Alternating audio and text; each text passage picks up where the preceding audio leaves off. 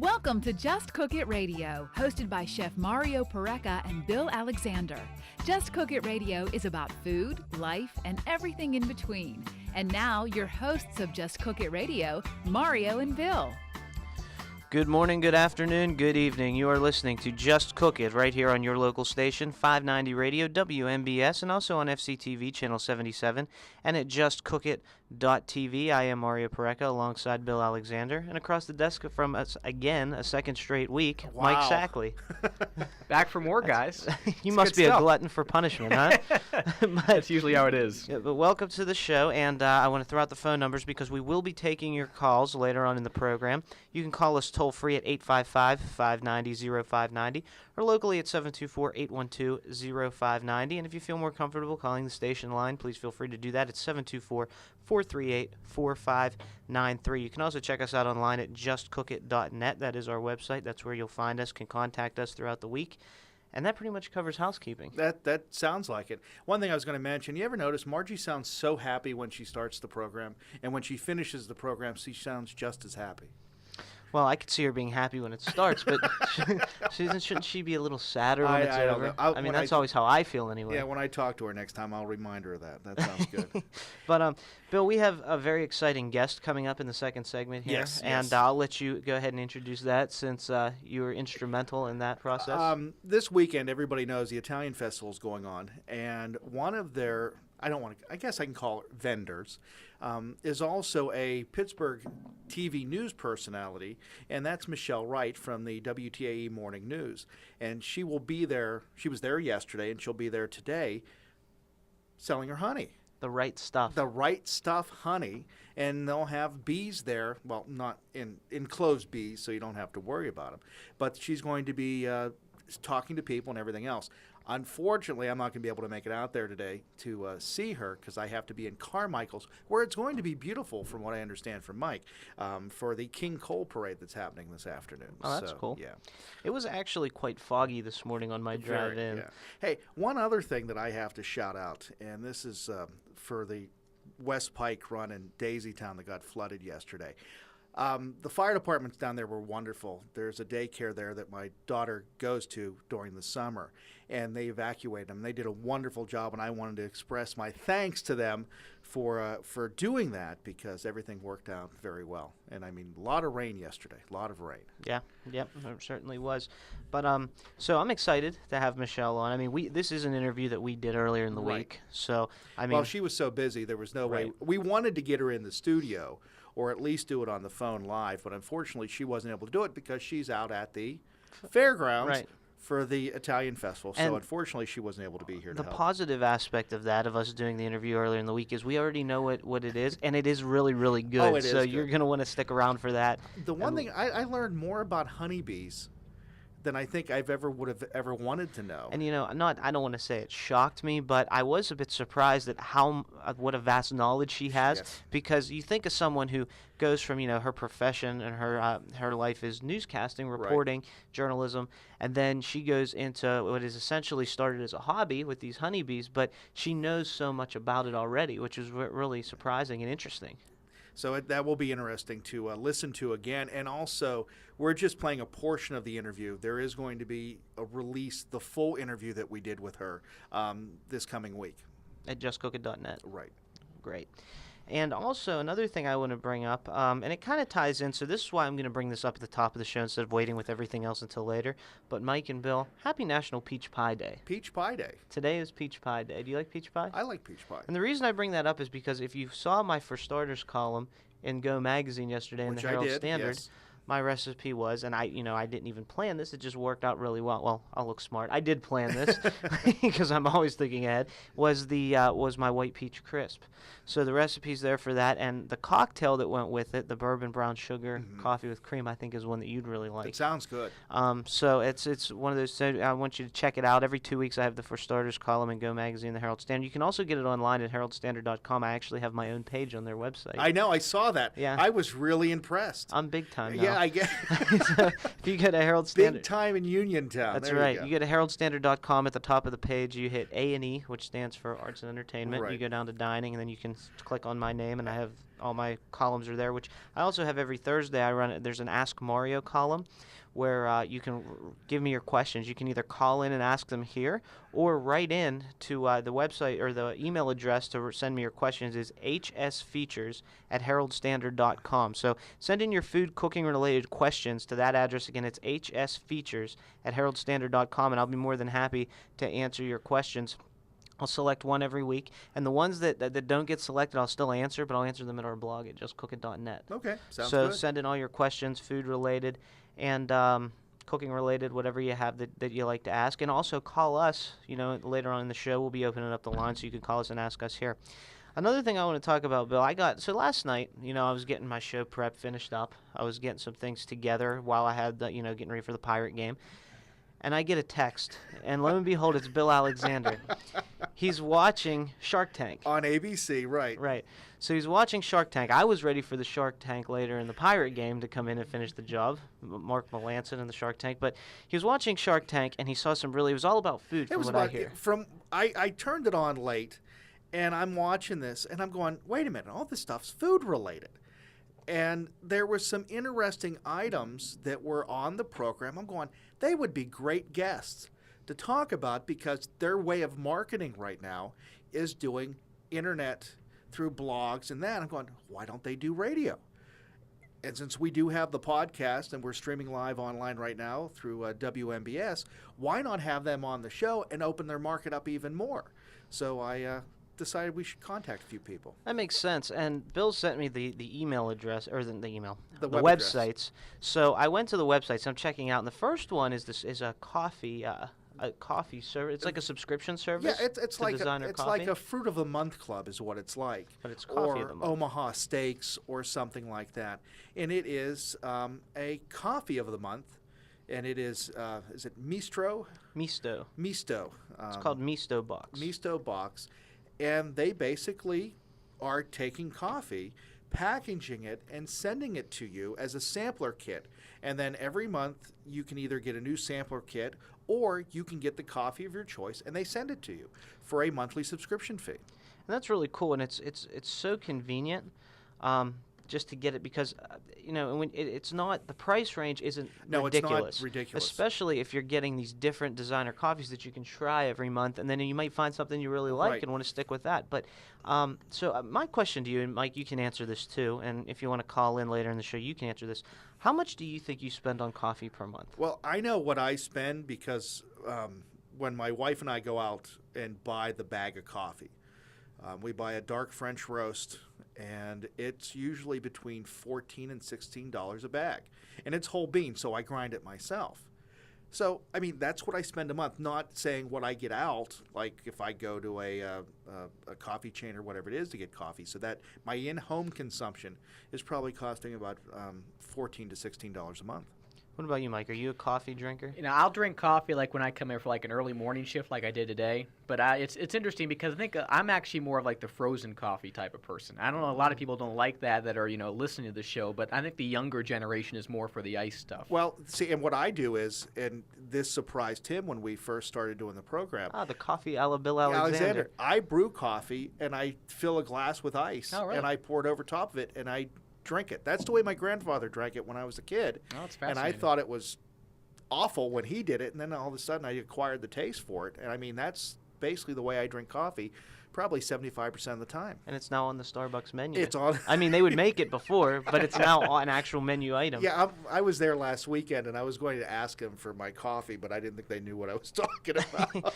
But so the reason I ask that is because on this website for these subscriptions, for a month's worth, you get 4 bags or 1.7 ounces, and they are whole beans, so you grind them Right. yourselves. It's $19 per month, Okay. which for 4 bags of designer coffee isn't ridiculous. Not really, not at all. Especially when you say you pay, what, $16 a month? $16. So for an extra $3, Yep. you can try some different coffees, have Right. something different. Now, if you need more coffee than that, you can get 3.4 ounces, which is double the amount, for $30 a month. Right. So you're still saving some money because it's less than double. Right, and it's free shipping too, I think, if that's what I understand.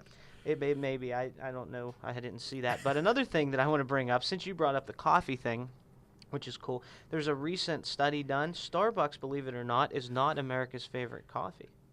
Is it Folgers? Now that you can see it on my computer. Well, but yes. I'm thinking of the jingle that the best part of waking up is Folgers in your cup. Do you want to sing it? No. What is your favorite coffee? What do you buy? See, again, if I'm buying pre-ground coffee, it's usually Maxwell House French roast pre-ground.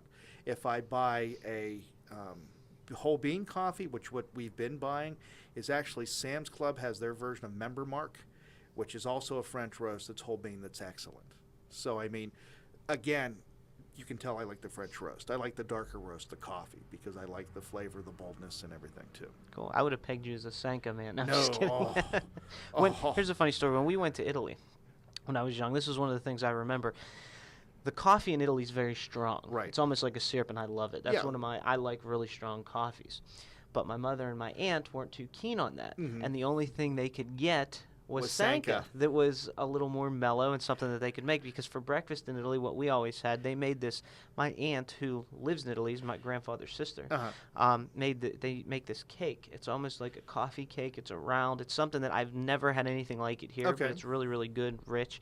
And they would take these cups that almost look like bowls with a handle, like a coffee cup handle on them. They'd fill those about halfway with coffee, and then you can put your sugar or whatever you like in them. Some people put an egg in them, believe it or not. Okay. And then they'll take that cake and have one or two slices and dip it in their coffee and have their coffee, and that's breakfast. Interesting. If you go to the hotels, you see like the continental type Right, thing more or right. less, but that was what we Interesting, had interesting.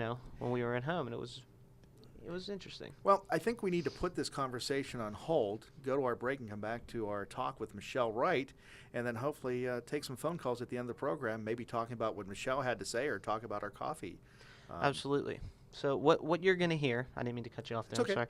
What you're going to hear here is Michelle Wright with Bill and myself, and we talked about honey and Honey, bees. dear, yes. All right. Thanks, honey.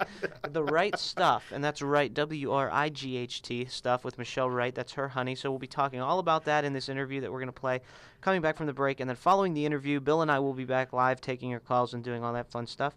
So we will be right back with our interview with Michelle Wright. And Just Cook It is served up to you today by the Big Barn Country Store and Deli, by Pareca Chiropractic Center, Inc., by 4th Street Barbecue, by the Herald Standard, and on FCTV by Phil Giannetti Motors. And you're watching Just Cook It on Fayette TV Channel 77 and also at justcookit.tv. And you're listening to Just Cook It Radio here on your local station, 590 Radio WMBS. Phil Giannetti Motors at 656 National Pike East in Brownsville is a proud sponsor of programming on FCTV. Phil Giannetti Motors providing quality vehicles for 45 years. If you're looking for a quality pre-owned vehicle, give Phil Giannetti's a call at 724-785-6800 or stop by their website, philgiannettimotorz.com.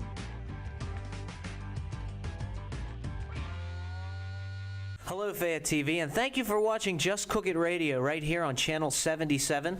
I am Mario Pareca. And I'm Bill Alexander. If you like what you've seen so far, you can watch the program in its entirety at justcookit.tv for food, life, and everything in between.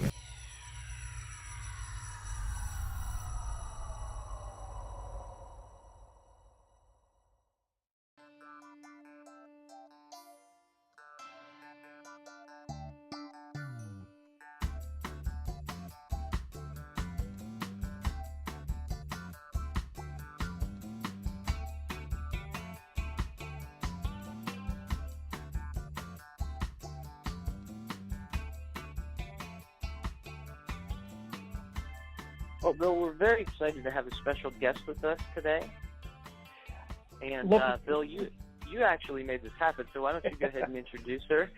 Well, I was reading Facebook earlier this week, and actually the end of last week, and noticed that a local Pittsburgh celebrity who has been working in the Pittsburgh area for, hard to believe, 19 years already, was going to be in Uniontown this weekend for the Italian Festival.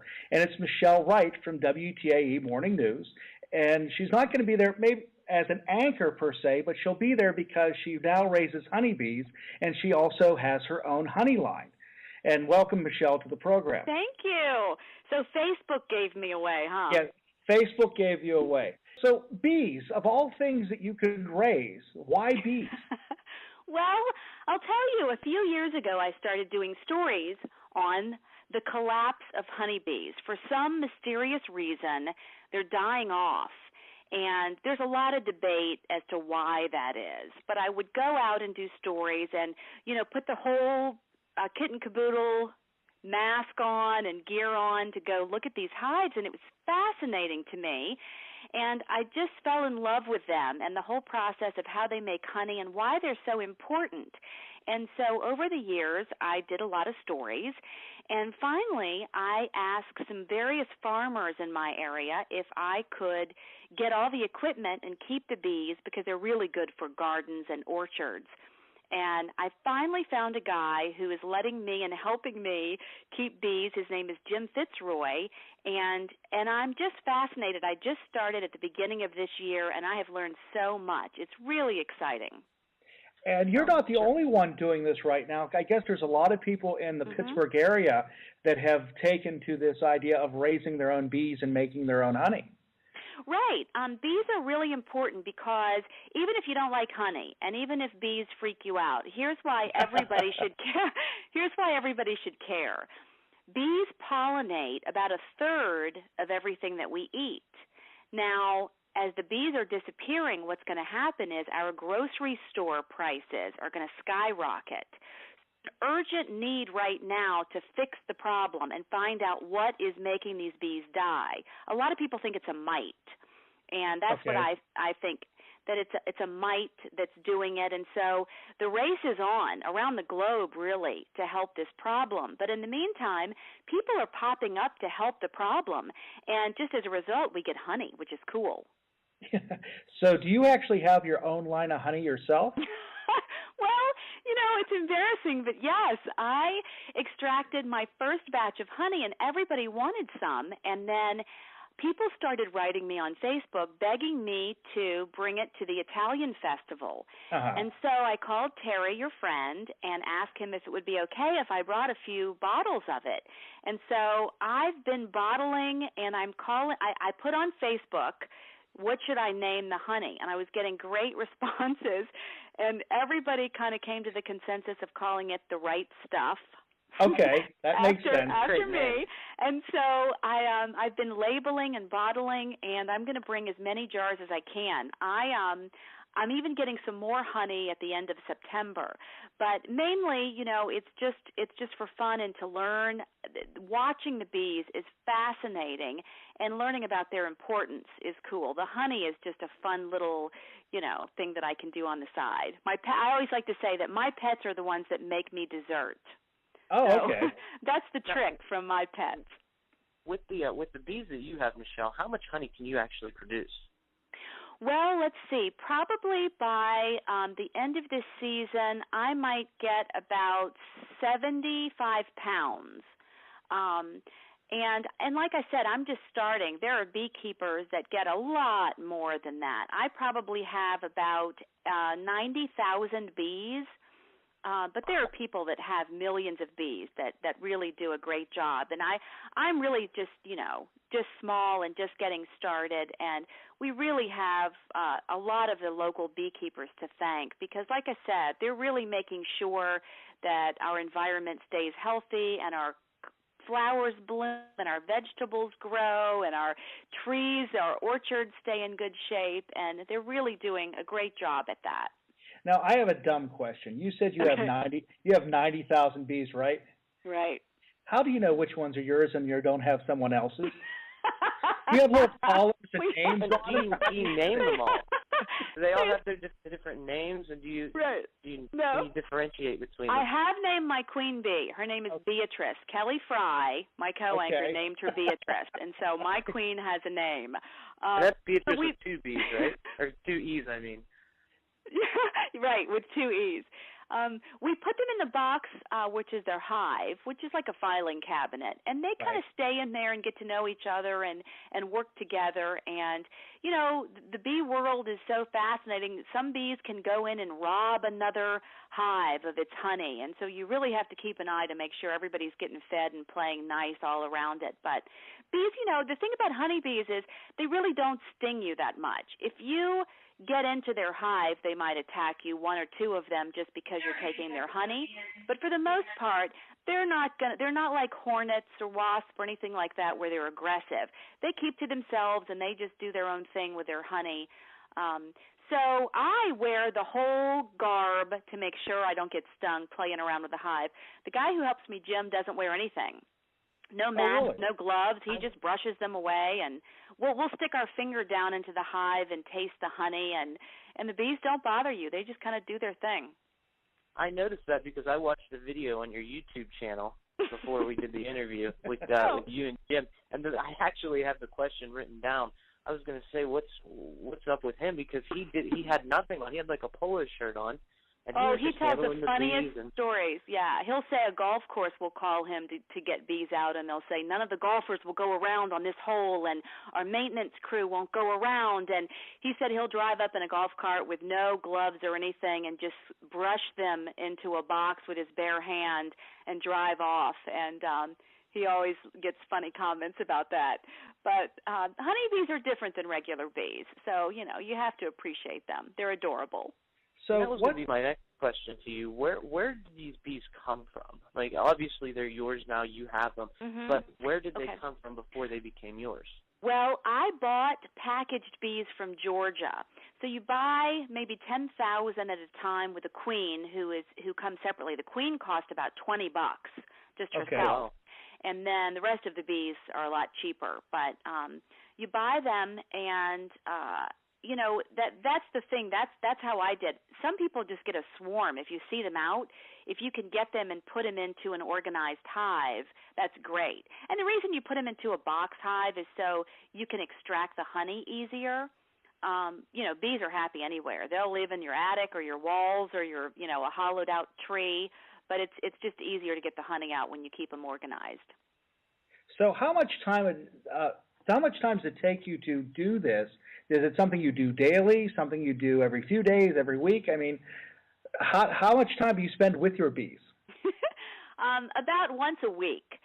Sometimes more, but usually just once a week I'll check on them, and I can put some sugar water around just to make things easier, because I want them to make a lot of honey.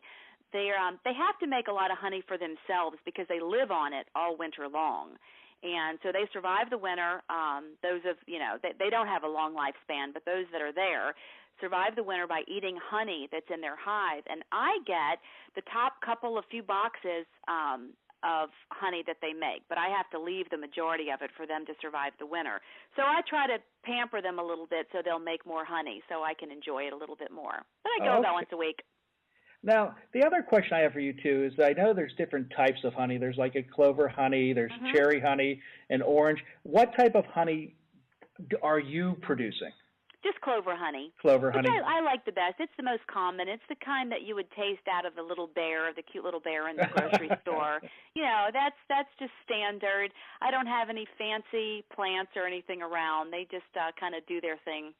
And that's it. I love it. I think it's just delicious. But that's just because, they're my bees. As my mom said, it's the best honey she's ever had. Of course. Of course, right? I know. Now, as far as your bees, you said you make the clover, or they make the clover honey. Now, say a year from now you wanted to produce a different type of honey but keep the same bees. Could you do that simply by changing the type of pollen that they use? You can move them. Sure, you can move the hive pretty easily. In fact, everybody who's coming to the Fayette County Italian Festival, please stop by the table because Jim is bringing a huge glass observation hive where you can look and watch the bees make honey, and they can't get out of glass, so you don't have to worry about that. You can watch, but they're pretty easy to move. A lot of farmers, big-time farmers, will pay beekeepers to bring their hives so that the bees can pollinate their fruit, their orchards. It's just really vital. I know all of the main orchards around here have crews that come in and keep bees on their property. But you can move them around, but I'm just happy doing my own little thing. That's about all I can handle, I think. What's your favorite way to enjoy honey? Do you like to cook with it? Do you like to, use it in tea? Easy. I use it all the time, but my very favorite thing in the world is hot biscuits with butter and honey. I can't think of anything that's a better treat than that. I put it in tea. I cook with it. I'll put it on toast. But there's nothing better than a buttermilk biscuit with honey. Which is something you expect a girl from Lynchburg, Virginia to say. I grew up on it. That's right. Yeah, my mom would be proud. Yep. But we have a great time. I've learned so much, and here's my favorite bee story that I like to tell. So mainly people think of the queen bee as being in charge and ordering everybody around. But the worker bees that make the honey, by the way, are all female.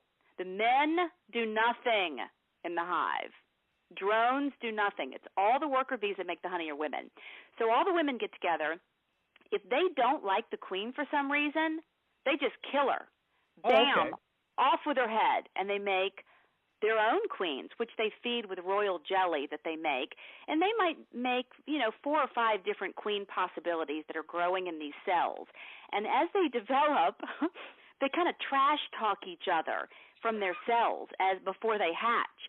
Like, I'm going to be a better queen, pick me, you're going to like me the best. And one emerges, and if the worker bees like the way she looks, they let her go kill the other bees, the queen bees that are being made. And if they don't like the way she looks, they get rid of her and wait for the next one to hatch. So everybody talks about being the queen bee, but it's not all it's cracked up to be. I think there's a lot of pressure to make everybody happy in the hive. Wow, bees sound like they can be fickle. I know. It's like a soap opera in the little box, isn't it? So that's why you enjoy watching them so much, huh? I always check for the queen. Too. I might be able to get into that. Yeah, it's something, but it's crazy how hard they work and how everybody knows what to do and how to make the honey. They go get the nectar and bring it back and turn it into honey, and then they know when to cap it over in the beeswax, and it's really fascinating. If you don't mind me asking, because I know there's probably 1 or 2 people out there listening right now saying, maybe I want to do this. Sure. How much would it cost to start your own hive? I mean, just an estimate of being able to do something like that. It would be a few $100s, and that's for the one hive and the bees. And then, of course, I think my bee suit was probably right around $100. That's basically what you need. I have someone helping me. I would really recommend Penn State has a fabulous course that you can take online. You really kind of need to know what you're doing before you dump the bees in there. Now, there's a good chance they know what they're doing, but you don't want them to swarm away and not be happy once you pay for them. You want them to be happy in the hive, and you want the queen to be doing well and getting along. So you really need somebody to guide you. But it's fun, and, you check on them every once in a while, and extracting the honey is just a blast. You take out the frames from the hive and put them in a machine, and it spins around, and then the honey drains out, and you strain it. And what's fascinating, too, is once you get it all out, you can open it. We did it in the garage because you have to be in a closed space so the bees don't get the honey. But you open it up, and the bees swarm in, and they clean up within 30 minutes or an hour. They clean up all the honey that's dripped down on the floor, and they just kind of get drunk with their own honey and go back to the hive. And we didn't wear any suits or anything, and they didn't bother us. It was fascinating and kind of freaky. It sounds like it would be a fun hobby, but first you'd have to get over that fear of being stung. I think would be the only part of it that would be a little bit hairy for some people. Right. I have been stung once, and it hurt. I was opening up the bottom of the hive, and a bee didn't like that. Of course, they think I'm attacking their hive when I was actually just checking to make sure that everything was going okay, and one stung me on the leg. But I have to say, I've been doing it since this spring once a week, and that's the only time I've been stung. Now, I wear a jacket and a hat and a veil, so that protects me. I should have gotten the pants too, but I didn't. But a lot of people don't wear any protection at all. Mm-hmm. So you might get stung, but don't freak out over bees. Now, the other question for you too is you mentioned earlier about how the bee bees have to have a certain amount of honey to make it through the winter. Now, this being your first winter with the bees, is there any special precaution you're going to do with them, or you're just hoping that everything works out? Well, honestly, I'm hoping everything works out. But my friend Jim is going to keep an eye on them, and it's really urgent. I can't say that enough. A lot of beekeepers lost about 30 to 40% of their bees over last winter, and if you can imagine the beef industry or, soybeans, if we lost 30 to 40% of our crop, it would be a disaster. And that's what we're dealing with is these honeybees continue to die off, we really have to step up efforts to protect them, because there's a good chance that for no reason, my bees, I could lose my whole colony. So we're going to keep an eye on it. Some people say it's pesticides. Some people say it's cell phone signals. I don't know. I'm not an expert, and I don't pretend to know. But Australia uses the same type of pesticides we use for the most part, and they're not having the problem. France does not use our type of pesticides, and they are having the problem. So I think it's this mite called the Varroa mite, and we have to protect our honeybees against that. So our grocery store prices will stay where they are now, and so our variety of fruits and vegetables will continue to come in.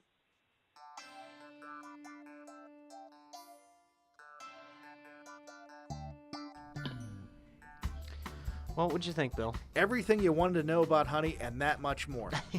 Was it better the second time around? That was like my fourth. Oh, excuse me. Well, no, it was actually very entertaining. And if you'd like to hear more of that interview, go to justcookit.net and go to the Just Dishin podcast, or go to justdishin.com and be able to become part of that premium service. Right, and it's not an expensive service. It is a subscription service, but it's very affordable, and it's great value. I mean, you get all the extra content. Yeah, it's giving you that little bit more detail that you're not getting here. But we wanted to share the majority of the interview with you so you could have an understanding. And when you see Michelle today, say, "Hey, I heard you on Just Cook It." Absolutely, yeah. Name drop us, please. Tell them that Mario and Bill said hi. Mario and Bill sent you. Yeah. But anyway, we're going to have to take another break. Yeah, again. let's take a break. Before we take a break, I want to throw out the phone numbers again, because you can call in from this point forward, and we will take your questions, comments, whatever you want to talk about. The number, again, toll-free is 855-590-0590, locally 724-812-0590, and the good old trusty station number 724-438-4593.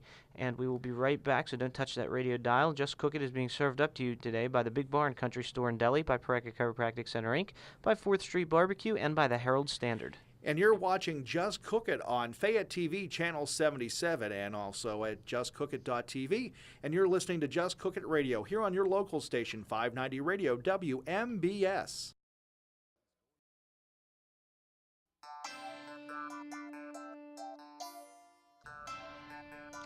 Welcome back. You're listening to Just Cook It right here on your local station, 590 Radio, WMBS, and also on FCTV, Channel 77, and at justcookit.tv. I am Mario Pareka. I'm here with Bill Alexander and Mike Sackley. And before we move on, I just want to say again thank you to Michelle Wright for giving us the time during her busy day to speak with us about honey and educate us about bees. And I guess that it helps if it's turned on. Whoa, now, come on.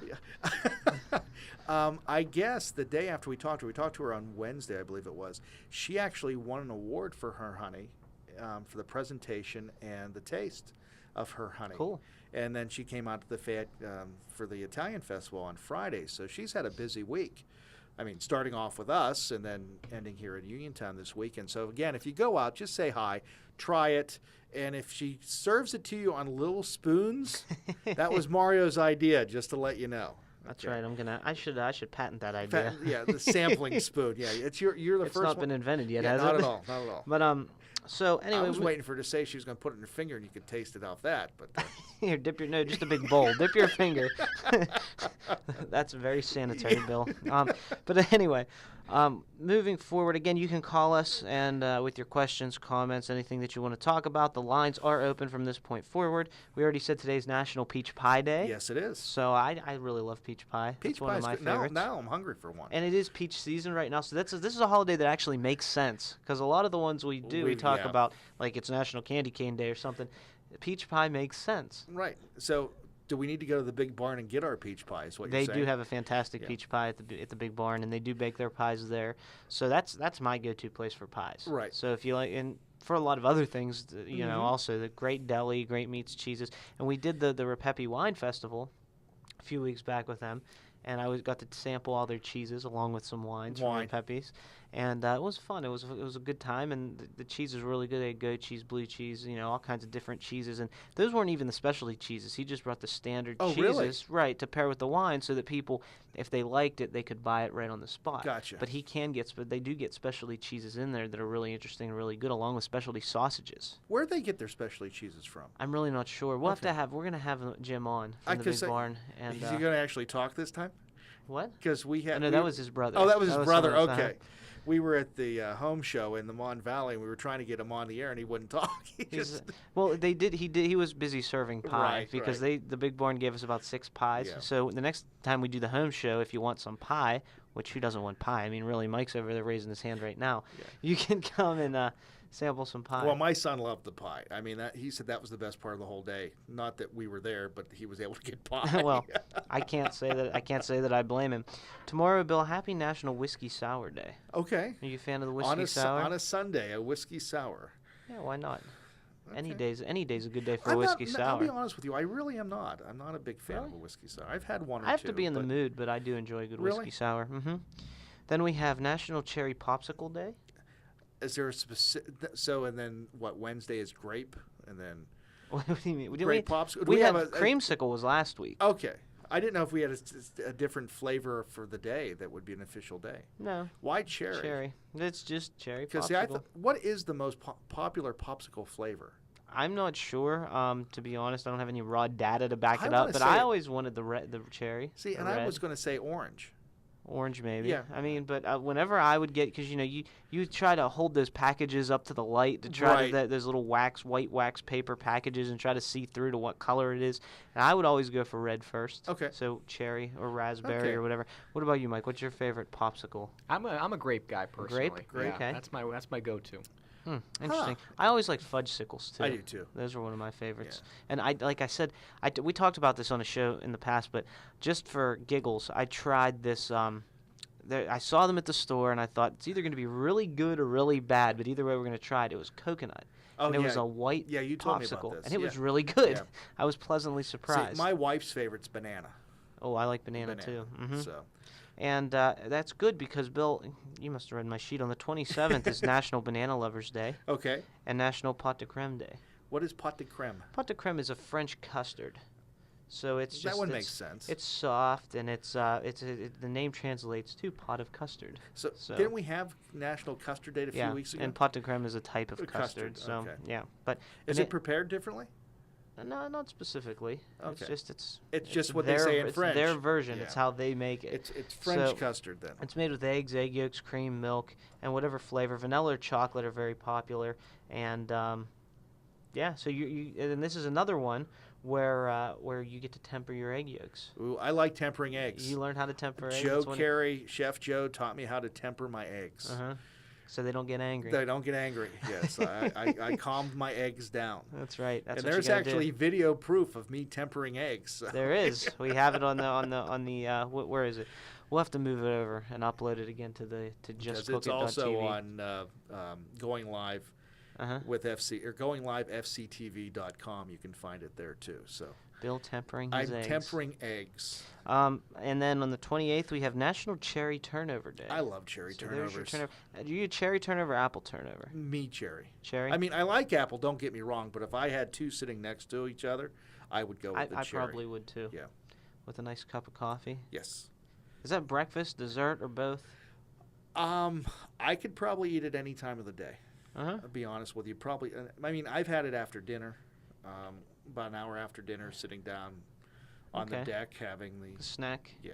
Every time I see like cherry turnovers, or even apple turnovers, for whatever reason, I don't know what causes, but I always think of McDonald's apple pies. Oh yeah, and we cherry talked pies. about this. And I don't even know if they have the cherry pies anymore. Because they started phasing that stuff out. Yeah. I think they still have apple.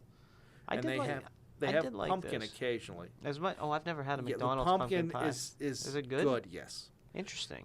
I'm not I don't eat fast food, but I do enjoy. And my favorite McDonald's thing, we've talked about this before, that everyone forgets about, the cookies. are the boxed cookies. Do they still have the boxed cookies? I don't know. We have to find out. Mike, do you know if they have the boxed cookies? I have no clue. Did you know they had boxed cookies? Maybe somewhere in the annals from way back in the day. Yeah, because what they were is basically their version of animal crackers. And instead of having animals, they had the McDonald characters. Yeah, they were like a shortbread. Right. They had Mayor McCheese. They had the Hamburglar. They had Ronald McDonald. They had the French fry guys. And there was one more that they had. Oh, Grimace? Grimace, and then they had a sheriff of some sort. Why can't I think of his name? But they had them, and they were in the box, and it was they were fantastic. Yeah, it was like the idea of having animal crackers, but they were McDonald's shapes. And they were awesome, and I miss them. And I might have to stop and see if they still have them. And that's been brought to you by McDonald's. I'm loving it. I wish. I would be if it was really brought to you by McDonald's. But anyway, on the 29th, we have More Herbs, Less Salt Day. I like that one. We have National Chop Suey Day. No, I haven't actually. I have an herb garden on my back porch. What do you grow? My wife grows it, actually. But there's parsley, there's basil, I believe there's cilantro, and I think there's one more. So if we're making anything and we need it, we go out, cut it fresh. There's mint, too. Okay. That's the best way to do it. Yeah. And I love fresh herbs. They just add such a great dimension to the food. And one thing that fresh herbs really you can utilize that you can't really in dry herbs are the essential oils. And that's where most of the flavor comes from. So whenever I use them in a dish, instead of a good way to do it, it's the simple trick. Instead of chopping it really fine, how most people do it, like with parsley and such, if you take it and just kind of give it a twist, not break it, but just kind of bruise it, when you add it to the food, it helps release those essential oils, and you'll get a bigger flavor. But mint is fantastic. I like it in iced tea. Right. I like it, in hot tea. I like it pretty much on anything. Lamb is fantastic with, and parsley pretty much goes with everything. Yeah. And I also really love thyme is one of my favorites. Can I ask you this? And I've just started to notice that restaurants are getting away from it, but the whole idea of putting parsley on a plate with a meal. Why did they do that? Because you don't see it much anymore. It's gone away. Well, it's for garnish, for color, to give it some greenery. But I'm not a huge fan of that because I was always taught that functional garnishes are the way to go. So basically something that works with the meal and that you can eat along with it, something that actually adds to the flavor or the texture or it works with the meal. If it's something that's just for looks, what's the point? You know what I mean? Basically, you want it to look good. You want to put something on there to garnish the plate that looks good, but something that's functional, something that works. I haven't thought of parsley. I mean, it's been a long time since I've seen a restaurant put parsley on a plate as a garnish. And parsley, actually, because it was a less expensive herb, it actually got that reputation of being, it's a throwaway garnish, kind of tacky, more or less, if you will. And one more day. I'm sorry for insulting parsley this morning. On the 30th, it's also Lemon Juice Day on the 29th, and on the 30th is National Toasted Marshmallow Day. Did we make a s'more with that? You can, absolutely. And the proper way to toast marshmallows, keep the marshmallow, do it over a flame, and keep it about 2 inches away, and keep it constantly turning so it cooks from the inside out and doesn't burn on the outside. And I will be making marshmallows next weekend because next weekend is Labor Day weekend. Yes, it is. The dreaded end of summer. Ugh. And it's also our 1-year anniversary of actually working together. It Not is. here on radio, but on the internet. So it's our we started on the internet and then migrated to radio slowly, which is really cool. But we can talk about that next weekend because we're getting hand signs here. It's time to leave. On our anniversary bash. Thank you for tuning in today. We will be back next Saturday, right here on WMBS with an all-new episode of Just Cook It. You can check us out at justcookit.net where you can find everything about us, and you'll hear our phone numbers in the close so you can give us a buzz at any time throughout the week, and make sure you send me your questions for my column. For Bill Alexander and Mike Sackley, I'm Mario Pareca. Thank you for listening, and we will talk to you next week. Always remember, throughout the week, to just cook it.